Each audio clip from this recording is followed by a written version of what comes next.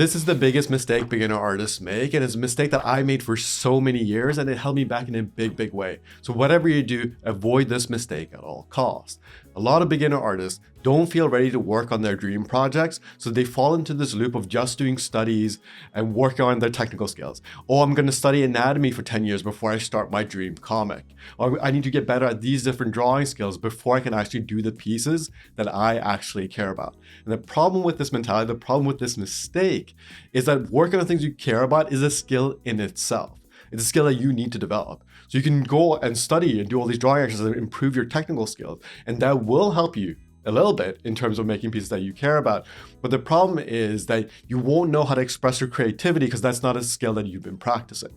So this idea that you're going to hold off on doing the dream projects, hold off on working on things that you care about until that you're ready is just a huge mistake. It's going to make it so that you don't improve as fast as you could improve if you actually work on things that you care about.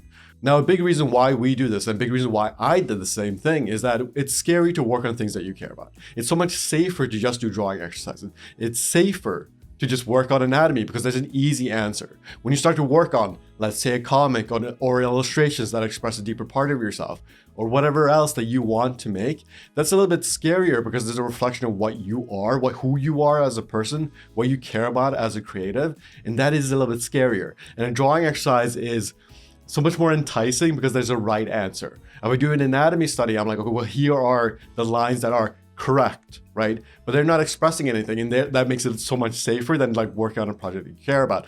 But with that safety, it also means that you're not exploring things that are very important in terms of creative expression. And I think a huge part of why a lot of beginner artists give up and like move on to other hobbies and just don't improve as much as they could improve is because they're not tapping into the things that deeply are within themselves. They're so focused on just the external and just the technical skills that they completely forget why they started. Most artists get into this because they want to express a part of themselves, because they have ideas that want to come out of them, or they just want to explore something that makes them curious, right? Maybe you just love flowers, you love drawing flowers, and you want to explore the beauty of them. So, like if you end up just doing box studies for 2 years, of course you're going to lose touch with what inspired you to draw initially. So just go back to your initial inspirations, figure out how to work on projects that you care about while also improving technically. You do not have to choose one or the other. You can improve your technical skills while also working on creative projects that you care about. This is especially important if you do this as a hobby. If you're someone who does art professionally, then maybe you have more time to work on your technical skills and also work on projects that you care about. But if you don't have that kind of time, like if you only have a couple of hours a week, or maybe a couple of hours a month or a year, then how are you possibly going to work on your technical skills and then eventually make it to the point where you can work on your dream projects? You just don't have the time for it. Ultimately, you're just going to have to approach the things that you care about deeply, work on those projects from the get-go, and then build your technical skills as you go.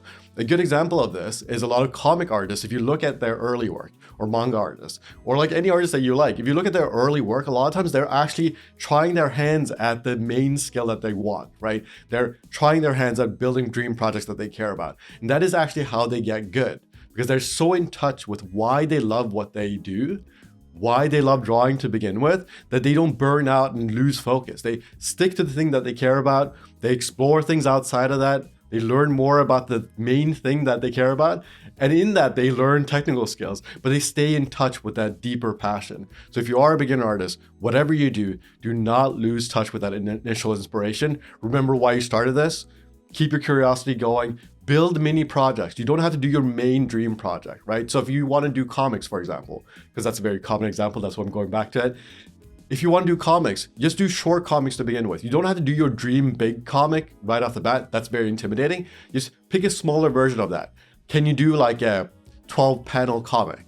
Start with that and just see how that feels and like work on that, and then develop the skill of like working on a project. Now, a lot of times what holds us back is perfectionism. So if you struggle with perfectionism, check out the link below. I have a free short talk about perfectionism because that's something that held me back for so many years. A big part of why I didn't work on my dream projects is because I had this perfectionistic tendency, and it's so sinister. It will hold you back in such a big way. So make sure that you try to grapple with that. There is this big fear around actually trying your hands on things that you care about. So overcome that. deal with it, grapple with it, sit down, write out your expectations, lower your expectations. You might have a dream project in mind that's like far up, like it's like this beautiful thing that you want to make. Remember that takes a lot of skill to get there. So let's do like a poor version of that. If your idea is actually as beautiful and valuable as you think it is, then it'll be worth redoing over and over again throughout your creative career. You can do the same paintings, the same illustrations, the same comic multiple times throughout your life. It doesn't have to be one shot, right? You don't have to do it perfectly out right off the bat. You can just keep doing it over and over again. You see famous painters where they redo the same paintings many, many times, where they studied the same subject matter many, many times. So if there is something that inspires you deeply, you can just play with that over and over again. So many of my illustrations grapple with the exact same ideas, and I keep going back to that same well because it's something that I care about. You do not have to like jump around and do a bunch of different things. You can stick to the same thing, which means that you can do a poor version of your dream projects right here, right now. And if you want my help with that, check out the Inner Artist course that will be linked below. And also have a bunch of free drawing exercises for beginner artists that you can also check out. But make sure that you only work on your technical skills to then apply that to things that you care about. Make your drawing exercises apply to things that actually matter to you.